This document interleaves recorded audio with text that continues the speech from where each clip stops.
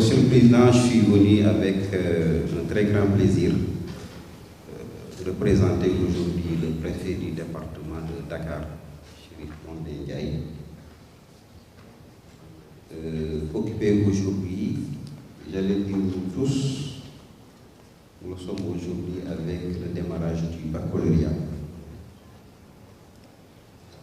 Nous avons des obligations de suivi du dispositif organisationnel. D'ailleurs, c'est ce qui a expliqué un petit peu mon retard. J'aurais vraiment souhaité venir participer personnellement à cette importante rencontre autour des questions aussi importantes que la paix et la sécurité dans les activités sportives du Navétane.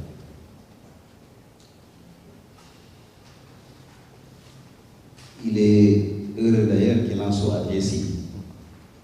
Il avait programmé de venir personnellement. Finalement, les circonstances ont fait que c'est moi qui suis venu. Il est heureux qu'il en soit ainsi parce que je suis un ami du mouvement Navétane. Je retrouve ici des visages que je connais très bien, peut-être d'entre eux depuis plus de 20 ans. Et on s'est connus la plupart dans des circonstances justement de l'organisation de Navétane. De réserve et de vocation. Parfois oui, parfois aussi c'est dans des circonstances pour lesquelles on s'est réunis aujourd'hui. Pour dire simplement que ce problème de violence, de difficultés dans le mouvement date de très longtemps. Et la dernière fois, à l'occasion du CDD préparatoire des activités du Navétane du département de Dakar, j'avais dit que les responsables du Navétane, en tout cas que je connais, sont des gens très responsables, pour me répéter, pour les avoir pratiqués et qui déploient d'énormes efforts pour donner cette belle image à ce mouvement qui nous est presque propre. Il y a beaucoup de façons d'organisation de football à travers le monde.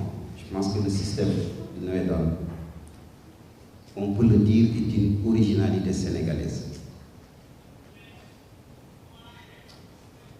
C'est pourquoi nous devons encore tout faire pour maintenir cette belle image,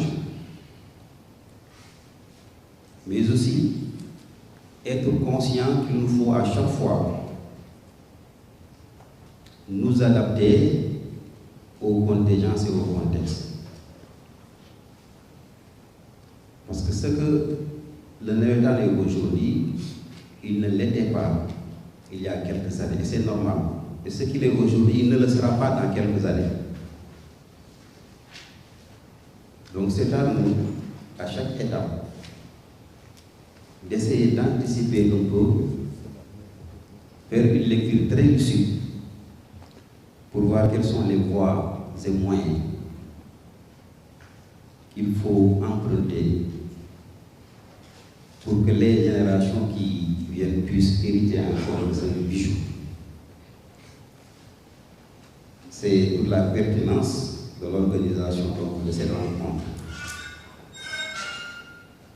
autour d'experts qui vont vous donner des pistes de réflexion, peut-être même de solutions, avec la contribution de tout un chacun.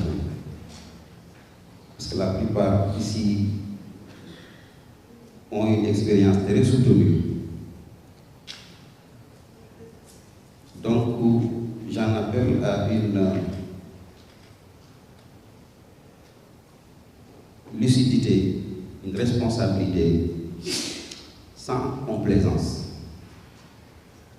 La dernière fois, le président de l'ODCAV faisait un peu quelques contraintes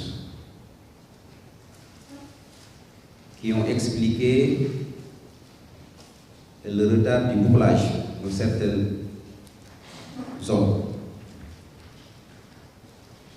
On va parler de facteurs internes, de facteurs externes.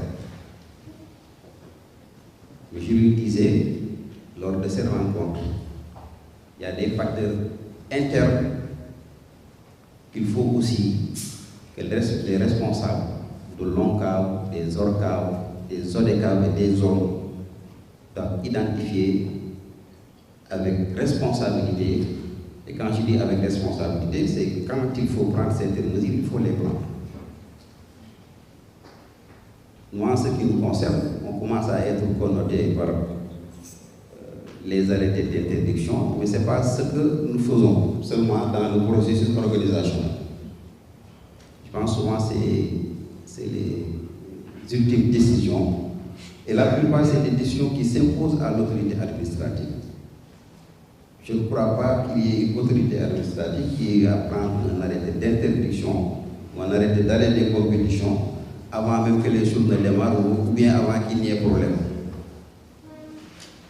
Alors que la pertinence de l'interdiction d'une autorité administrative aurait été justement de le faire avant qu'il n'y ait problème. Parce que l'autorité administrative a un rôle de prévention. Je l'ai dit il n'y a pas longtemps, si l'autorité administrative prend son arrêté d'interdiction à la suite de problèmes, il aura quelque peu failli. Parce que son rôle, c'est justement de prévenir, de faire de sorte qu'il n'y ait pas ces difficultés.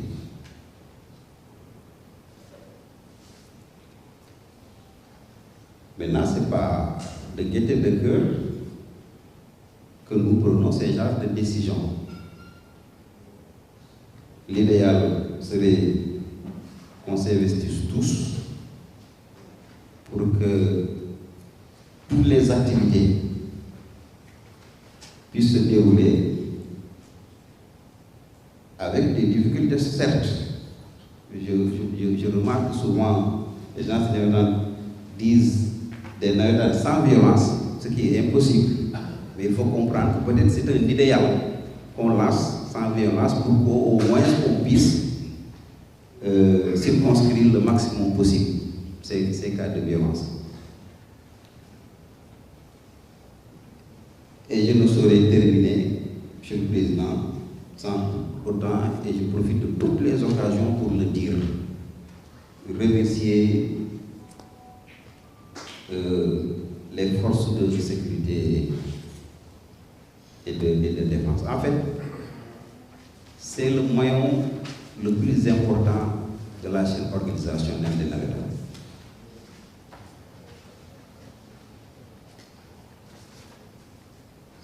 Ils apportent peut-être, disons, 80 à 90%. Et ils ont fait un travail extrêmement important. Parce qu'il y a quelques années, les problèmes, les violences au sein du navétane démarraient au sein même des stades. Joueurs, dirigeants, tout le monde se tapait dessus, se criait, s'échangeait des... Mais de moins en moins, on le remarque. Car ils ont très bien maîtrisé les enceintes. Maintenant, les problèmes, on les retrouve plus aux alentours ou bien au niveau des quartiers. Et là, je pense que maintenant, c'est pourquoi la responsabilité nous revient tous, autorités administratives, responsables. Maintenant, pour voir quelles sont les voies et moyens qu'il faut pour essayer de juguler donc tous ces problèmes que nous voyons autour. Donc je vais m'en arrêter là pour le moment, Monsieur le Président, en attendant peut-être d'autres développements. Je pense que le plus important aujourd'hui, ce n'est pas la parole de l'autorité administrative, mais plutôt des experts. Et je sais qu'il y en a dans la salle qui vont donc nous faire profiter de leur communication. Et certainement, au besoin, nous reviendrons donc, pour apporter d'autres contributions. Donc l'essentiel, c'était de comprendre, comme l'a dit M. le Président, c'est l'État qui organise les États à travers l'ONCAV et ses démembrements.